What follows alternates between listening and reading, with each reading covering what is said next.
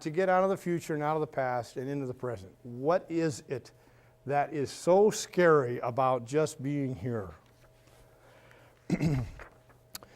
Here's another one. We've asked the system to do something it cannot do. We have asked a system to do something it cannot do. But rather than accept that it cannot be done, we continue to look to the system to give us what we want. Why do we do that? I spoke with a man who cast dispersion across the Occupy movement. With one fell swoop, by declaring it to be organized by communists. Later the same day, I spoke with a man who vilified the Tea Party as a corporate-funded movement. These two men are incapable of having a conversation. I stand between them as a bridge. Somebody has to, so I choose to. We are being played. By choosing sides, we are playing into being played. We are engaging into the game, and we are being seduced by fear. All they need is our buy-in. And the noose will be complete. The buy-in is our energy. Is it our value added to what is otherwise empty, without form and void? If we are polarized, we contribute to the flow, the perpetuation. Our energy is isolated, compartmentable, controllable, channeled. We follow our relative Pied Piper.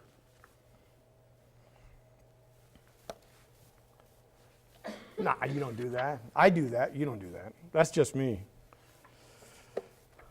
How about this one?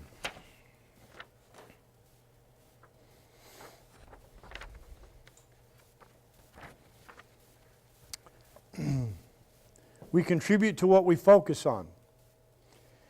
What we focus on, we contribute to. What is, and what is not. Distinguishing the two is where our focus should be.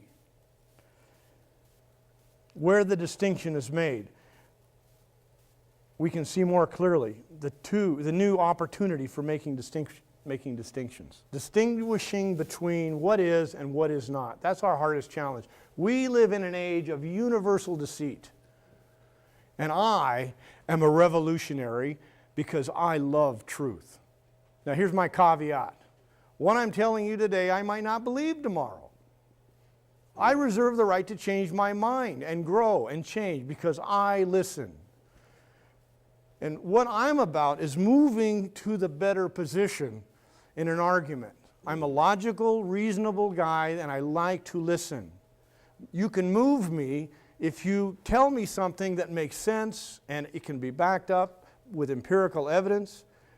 I'm a constant juror, and I'm always testing the facts. I'm always suspending my story about the facts so that I can have a clearer understanding of what is and what is not. Because this is where we live. It's a very confusing time. It's very hard to distinguish what it is we're fighting. It's elusive, it's gray. But if we all just agree with each other to just set aside our stories, our dogmas, our opinions, and just come into a better understanding of the facts of what we're dealing with, I think we can get a lot farther. Our enemy, whoever it is, uses the technique of divide and conquer.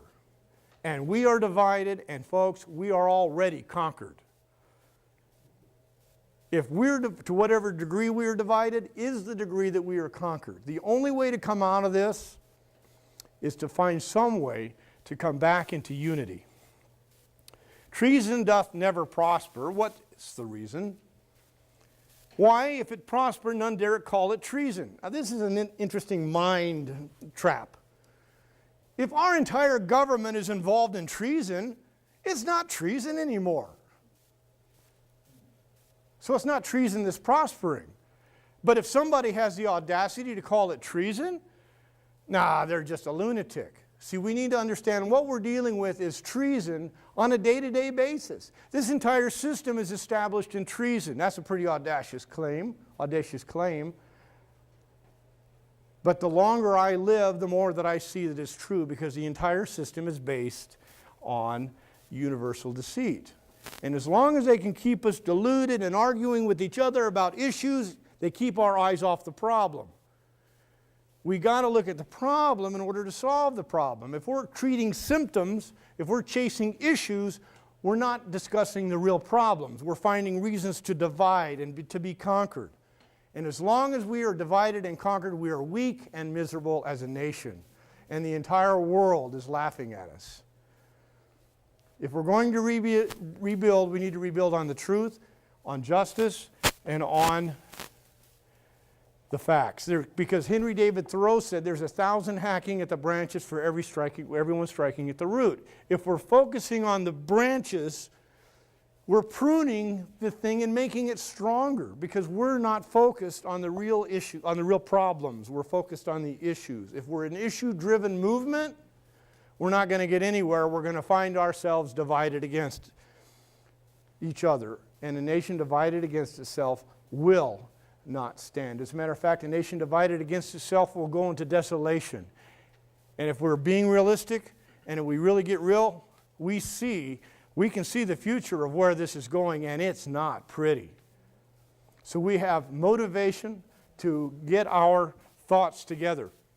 You know, when plunder becomes a way of life for a group of men, they create for themselves, in the course of time, a legal system that authorizes it and a moral code that glorifies it.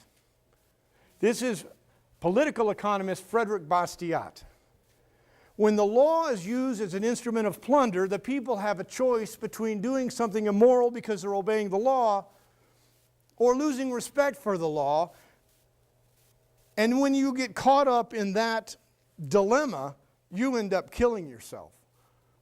Or you end up going to use drugs, or you go into get into TV world, or you find some distraction to relieve the pain.